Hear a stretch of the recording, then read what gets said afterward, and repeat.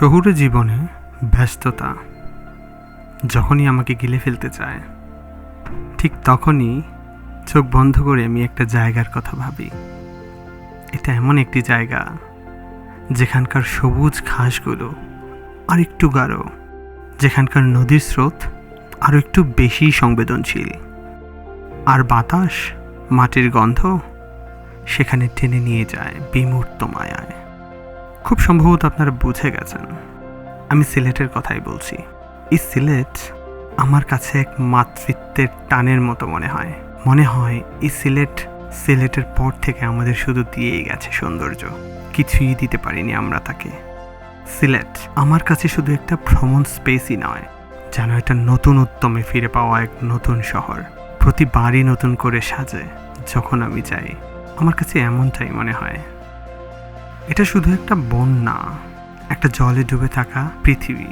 এখানে আছে রাতারগুল, একটা গ্রাম যেখানে ঝর্ণা কথা বলে, আপনাকে ভিজিয়ে দেয় এবং মুহূর্তেই অবলীলায় আপনার মনকে সতেজ করে তোলে। এটা হচ্ছে পান্থমাই, আর এমন একটা নদী যার প্রতিটি ঢেউয়ের নিক্কণ শব্দে আপনি পাবেন সাদা পাথরের ঘ্রাণ। এটা হচ্ছে জাফলং। এই ট্রিপটা আমি করছি শুধু দেখে আসার জন্য নয়, নিজেকে হারাতে। আমার আবার নিজেকে হারাতে খুব ভালো লাগে প্রকৃতির মাঝে।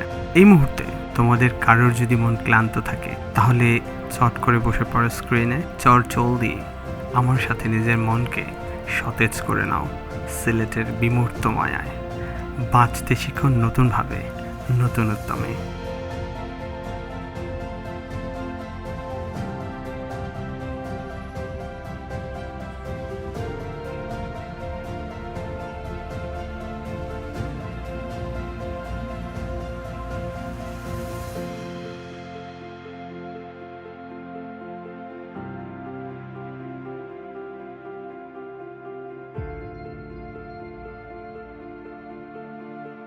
এক্ষেত্রে আমাদের প্রথম যাত্রা শুরু হয় দেশের প্রাণকেন্দ্র ঢাকা থেকে।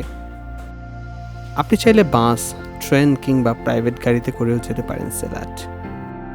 বাসে যেতে প্রায় ৬-৭ ঘন্টা সময় লাগে। ট্রেনে গেলে আপনি আরেকটু আরামদায়ক ওয়েতে যেতে পারবেন, জাস্ট বিকজ সেখানে কোনো যানজটের হ্যাসেল থাকবে না। আপনি চাইলে সুরমা এক্সপ্রেস কিংবা পারাবত এক্সপ্রেসগুলো নিতে পারেন। It could be very good option for you. সারা রাত গাড়িতে থাকার পর সকাল সকাল সিলেট শহরে পৌঁছেই হালকা নাস্তা সেরে নিলাম, বেরিয়ে পড়লাম প্রথম গন্তব্য রাতারগুলের দিকে। একটি বন, কিন্তু মাটিতে নয়, পুরোপুরি জলের উপর দাঁড়িয়ে আছে। ব্যাপারটা দারুণ না?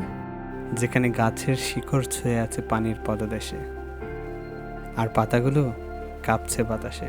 কি এক জাদুকরী ব্যাপার, তাই না? চোখে না দেখলে আপনি উপলব্ধি করতে পারবেন না।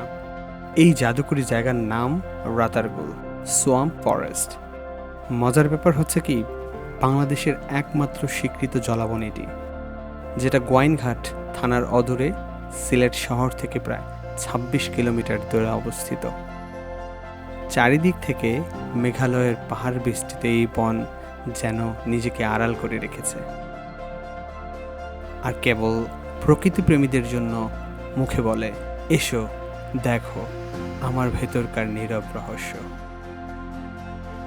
বর্ষাকালে, বিশেষ করে জুলাই থেকে অক্টোবর, বনের ভেতর পানি পূর্ণ থাকে। এ সময় নৌকায় চড়ে ভেতরে ঢোকার সুযোগ মেলে। যখন আপনি নৌকায় উঠবেন, চারিদিকে কেবল পানি আর গাছ। দৃশ্যটাই অন্যরকম।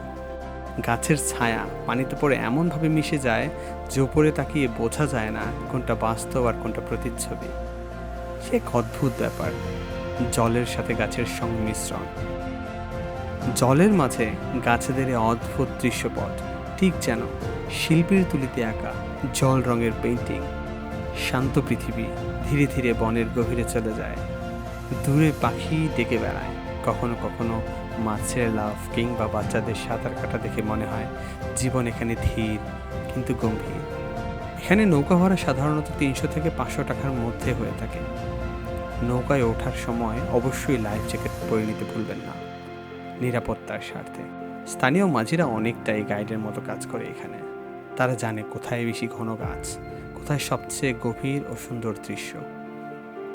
সিলেটের মায়াবী প্রকৃতির ভেতর থেকে আরও একটু এগিয়ে গেলেই দেখা মেলে পান্থমায়ের। রাতারগুল থেকে প্রায় 15 থেকে 20 কিলোমিটার দূরে ভারতের মেঘালয়ের ছায়া গায়ে মেখে দাঁড়িয়ে থাকা এই ছোট্ট গ্রামটি যেন সময়ের বাইরে আটকে থাকা এক স্বপ্ন জগৎ, যেখানে পাহাড় থেকে নেমে আসা সাদা ঝর্ণার ধারা যেন আকাশ ছুঁয়ে নেমে আসে। এটা স্থানীয়দের ভাষায় বড় ঝর্ণা।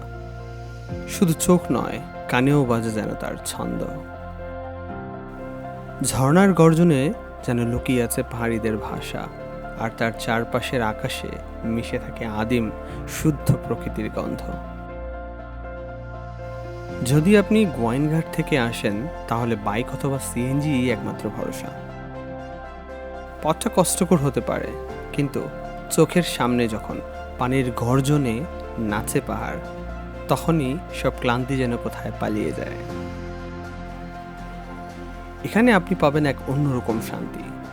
কোনো হইচই নেই, কোনো কোলাহল নেই, আছে শুধু গ্রামীণ শিশুরা যারা স্রোতে খেলে, স্থানীয় মানুষদের মায়াভরা হাসি, আর আপনার দিকে ছুঁয়ে আসা প্রকৃতির আমন্ত্রণ।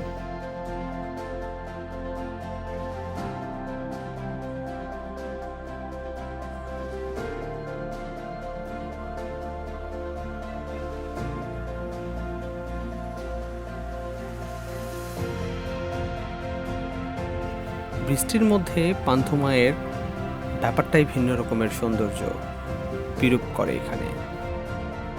এটা শুধু ট্যুরিস্ট স্পট নয়, এটা একটা অনুভব, একটা জায়গা যেখানে আপনি হারাতে পারেন আর নিজেকে খুঁজে পেতে পারেন নতুন করে।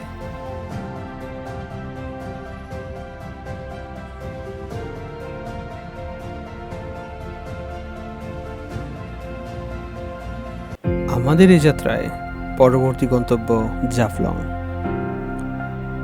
একটি জায়গা যেখানে পাহাড় নামে নদীর কোলে, আর নদী গায়ে গান নিজের সুরে, প্রকৃতির এক নীরব কবিতা। এখানে আছে নীলাভ পিয়াইন নদী, যার এক পাশে বাংলাদেশ আর ওপারে চোখের সামনে দাঁড়িয়ে থাকা ভারতের মেঘালয়ের পাহাড়। যেন প্রকৃতি দুদেশের সীমান্ত ঘেঁষে একসাথে দাঁড়িয়ে বলে, আমাদের কোনো সীমানা নেই। জাফলংকে বলা হয় পাথরের রাজ্য, তবে এই পাথর কেবল দৃশ্য নয়, এটা এক জীবনের প্রতিচ্ছবি। পানির নিচ থেকে মানুষ যেভাবে হাতে করে পাথর তুলে আনে, বাঁশের ভেলায় করে ভাসিয়ে নিয়ে যায়, তা যেন নীরব এক সংগ্রাম, যা শুধু চোখে দেখা যায় না, হৃদয়ে অনুভব করতে হয়।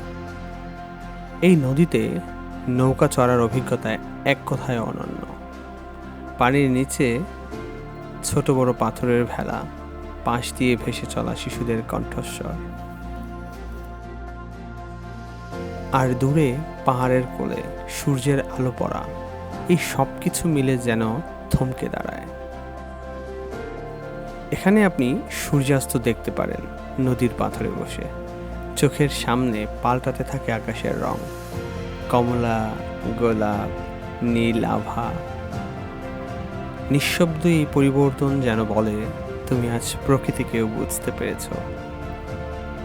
জাফলংয়ের আশেপাশেই আছে ছোট ছোট চা বাগান, যেখানে আপনি চাইলেই হেঁটে ঘুরে দেখতে পারেন স্থানীয়দের চা পাতা তোলার কাজ, আর চাইলে নদীর ধারে বসে চায়ের কাপ হাতে চুপচাপ বসে থাকতেও পারেন,